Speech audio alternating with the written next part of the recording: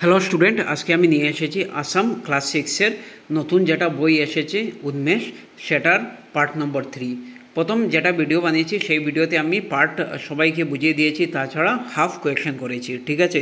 তো এখন আমরা বাকি যেগুলি আছে সেগুলি করব। বহু স্টুডেন্ট আমাকে বলেছে যে এগুলি কমপ্লিট করে দেয়। আর এখানে যে কোয়েকশন বানিয়েছি আমি, এটা আমার স্কুলের কপিতে বানিয়েছি, আমি স্কুলে গিয়ে প্রোভাইড করব স্টুডেন্টদের। আমি ভাবছি যে এগুলি আপনার কাছেও শেয়ার করি, যাতে সবাই ফ্রিলি এগুলি উপভোগ করতে পারবেন।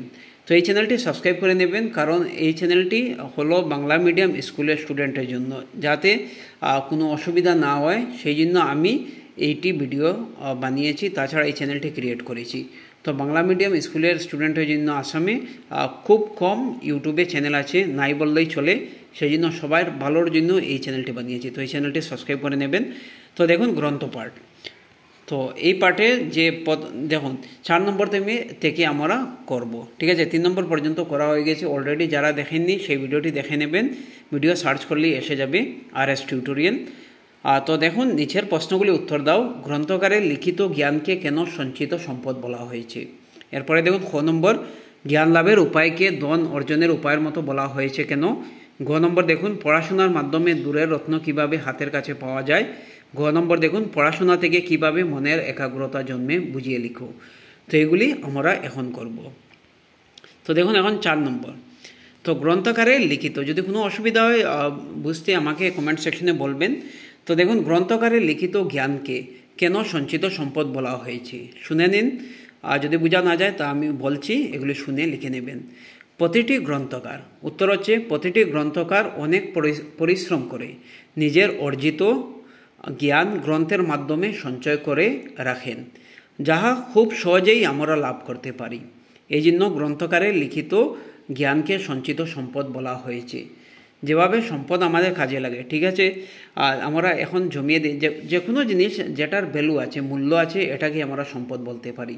এগুলি আমাদের ধন হতে পারে, সম্পত্তি হতে পারে, জায়গা জমিন হতে পারে, পয়সা হতে পারে, নিজের বই হতে পারে, ঠিক আছে, কাপড় চোপড় হতে পারে, নিজের শরীর স্বাস্থ্য হতে পারে, যেগুলি আমাদের কাজে লাগে, সেই জন্য এগুলিকে সম্পদ বলা হয়।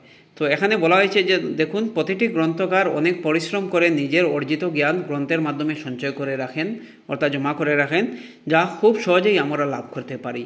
এই জন্য গ্রন্থকারের লিখিত জ্ঞানকে সঞ্চিত সম্পদ বলা হয়েছে। নেক্সট যেটা কোয়েশ্চেন খ নম্বর, জ্ঞান লাভের উপায়কে ধন অর্জনের উপায়ের মতো বলা হয়েছে কেন? তো এটা প্রশ্ন দেখুন। তো উত্তর হচ্ছে আর্থিক পুঁজি কিছুটা না থাকলে যেমন অর্থ উপার্জন সম্ভব নয়, অর্থ উপার্জন করতে হলে কিছুটা আমাদের আর্থিক পুঁজি দরকার, ঠিক তেমনি বিদ্যা বরসিকার বি ধ্বজবলা থাইকার, এখানে একটু মিটিয়ে গিয়েছে, তো লিখে নেবেন বিদ্যা বরসিকার বি ধ্বজবলা থাইকার একেবারে না থাকলে জ্ঞান অর্জন ও কঠিন হয়। তো বিদ্যা না থাকলে আমরা জ্ঞান অর্জন করতে পারবো না। এই জন্য জ্ঞান লাভের উপায়কে ধন, দেখুন ধন অর্জনের উপায়ের মতো বলা হয়েছে। তো এখানে অর্জন এটা কাটে গিয়েছে, যখন আমি ফটো উঠিয়েছি তখন অর্জনের উপায়ের মতো বলা হয়েছে। প্রশ্নের মধ্যে থেকে দেখে লিখে রাখবেন, আর সবাই নিজের বই খুলে এগুলি করবেন। নেক্সট গ নম্বর, পড়াশোনার মাধ্যমে দূরের রত্ন কিভাবে হাতের কাছে পাওয়া যায়? তো পড়াশোনার মাধ্যমে বিদেশে সমস্ত পণ্ডিতদের মূল্যবান উপদেশগুলো ঘরে বসেই পাওয়া যায়। তো এখানে দেখুন এই জন্য পড়াশোনার মাধ্যমে দূরের রত্ন কাছে পাওয়া যায়, ঠিক আছে। শুনে নেবেন 2-3 বার, আর শুনে লিখে নেবেন। যদি কোনো অসুবিধা থাকে বই দেখে নিতে পারেন।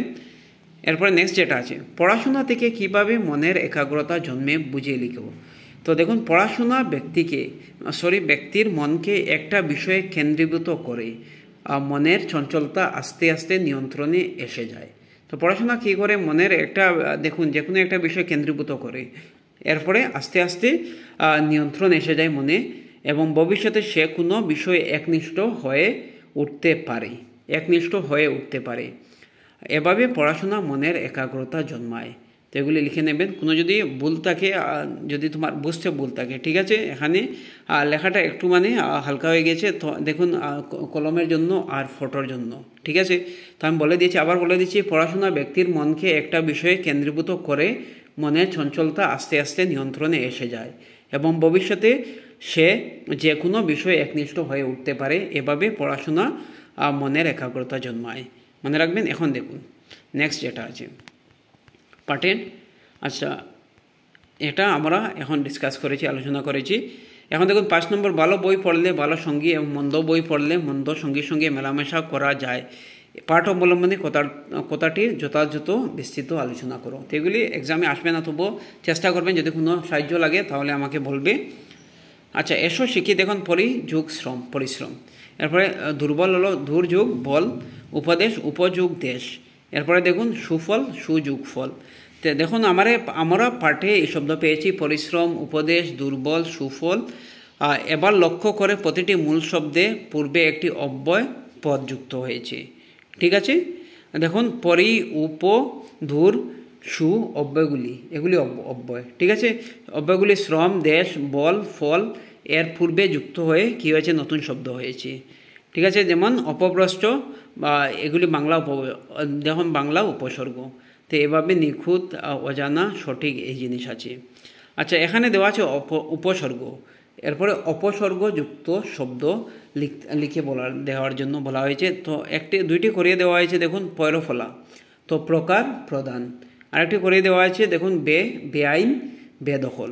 এখন অনু দেওয়া আছে, তো এটা কী হবে, অনুভূমি, অনুভূতি। এরপরে দেখুন অবয়ব, অবনত। ঠিক আছে, এরপরে নির্মল, নির্জন। ঠিক আছে, কু থেকে কুপোষণ, কুমেরু, এগুলি হবে। ঠিক আছে, এখন দেখুন নেক্সট যেটা আছে, আচ্ছা লাস্ট একটি, আচ্ছা এখানে দেখুন আমাদের ভালো অভ্যাসগুলির মধ্যে বই পড়া অন্যতম। বই পড়ে দিলে মানে খুব ভালো, সবাই বই পড়বে। আমি স্পেশালি গার্জেনদের বলে দিচ্ছি যে স্টুডেন্টদের, নিজের বাচ্চাদের বই পড়া অভ্যাস গড়ে তুলুন। ঠিক আছে, এরপরে দেখুন তোমার বিদ্যালয়ে নিশ্চয়ই কিশোর কিশোরীদের গল্পের বই আছে। তোমরা দেখবে সবার কি আছে, ছোটো ছোটো যারা ক্লাসে আছেন, যেমন ক্লাস 5, ক্লাস 4, তাদের বই দেখবেন। এরপর এগুলি তোমরা নিশ্চয়ই পড়েছো। তো তোমার সবচাইতে ভালো লেগেছে, দেখুন যে গল্প অনুসারে নিচের বিষয়গুলি বলো এবং লেখো। গল্পটির নাম এটা তোমরা লিখবে, যেটি গল্প তোমাদের ভালো লেগেছে, লেখকের নাম, কে লিখেছে, এরপর গল্পের কাহিনী একটু শর্টকাটে লিখে দেবেন। আর গল্পটি ভালো লাগার কারণ, সব জিনিস ভালো লাগা আর খারাপ লাগার কারণ থাকে, সেই হিসাবে গল্পটি ভালো লাগার কারণটি লিখে নেবেন। গল্পটি থেকে কি শিখলে, সব গল্পই আমাদের কিছু কিছু শেখায়, সেই হিসাবে যেমন এই গ্রন্থপাঠ আমাদের গ্রন্থ পাঠ করার অভ্যাস শিখিয়েছে। এভাবে যে কোনো গল্প পড়বে সেটা ভালো শেখাবে। ঠিক আছে, এরপরে দেখুন এটা আছে অসম গ্রন্থমেলা, 15 নভেম্বর থেকে 22 নভেম্বর 2025। এরপরে দেখুন অসম পশু চিকিৎসা মহাবিদ্যালয়ে খেলার মাঠ, খানাপাড়া, গুয়াহাটি, এই স্থানে হবে। গ্রন্থমেলার সময় হলো সকাল 10টা থেকে রাত্রি 9টা পর্যন্ত। এই মেলায় রাজ্যিক, রাষ্ট্রীয় এবং আন্তর্জাতিক পর্যায়ে 2 শতাধিক বিক্রেতা অংশগ্রহণ করবেন। 2 শতাধিক, 200 উপরে বা 200 বিক্রেতা অংশগ্রহণ করবে। সকল গ্রন্থে 10% বা 10% ছাড় থাকবে, ডিসকাউন্টে থাকবে। আচ্ছা এখানে বলা হয়েছে এগুলি পড়ে, এখন নিচে পোস্টার যেটা আছে এটা থেকে তোমরা কোয়েশ্চেন করুন। দেখুন পোস্টার কীভাবে লেখা হয়, আসুন আসুন সুবর্ণ সুযোগ, এরপরে বইয়ের ছবি, এগুলি দেওয়া আছে, এগুলি মানে অ্যাট্রাক্ট করার জন্য। আচ্ছা অসমে গ্রন্থমেলা কটা থেকে শুরু হবে, এখানে দেওয়া আছে দেখুন সময়, তো এইভাবে লিখবে সকাল 10টা থেকে, লেখা আছে এখানে, এরকম লিখতে পারবে অসম গ্রন্থমেলা সকাল 10টা থেকে শুরু হবে, বা ডাইরেক্টলি যদি লিখুন সকাল 10টা থেকে শুরু হবে, ভুল হবে না। এগুলি কপিতে লিখে নেবেন। এরপরে গ্রন্থমেলাটি কোথায় অনুষ্ঠিত হবে, তো এখানে দেখুন অসম পশু চিকিৎসালয় মহাবিদ্যালয়, খেলার মাঠ, খানাপাড়া, গুয়াহাটি, আমি এটা লিখে দিয়েছি। গ্রন্থমেলা কয়টা থেকে কয়টা পর্যন্ত খোলা থাকবে, আচ্ছা এখানে রাত্রি 9টা পর্যন্ত। তো আগে বলেছি আমি যে সকাল দেখুন 10টা থেকে রাত্রি 9টা পর্যন্ত, এটা লিখে দেবেন সকাল 10টা থেকে রাত্রি 9টা পর্যন্ত। এরপরে দেখুন গ্রন্থমেলায় কত শতাংশ ছাড় পাবে, এখানে দেখুন 10%। তো গ্রন্থমেলায় 10% ছাড় পাবে। গ্রন্থমেলাটি কতজন গ্রন্থ বিক্রেতা অংশগ্রহণ করবেন, এখানে 2 শতাধিক, মানে 200-র বেশি, 200, তো 2 শতাধিক বিক্রেতা অংশগ্রহণ করবেন। তো পুরো আমি চ্যাপ্টারটি বুঝিয়ে দিয়েছি, যদি কোনো অসুবিধা থাকে আগের ভিডিওটি দেখে নেবেন, কারণ আগে প্রথম পার্ট আর এটা হলো সেকেন্ড পার্ট, আমি লিখে দেবো। Thank you so much.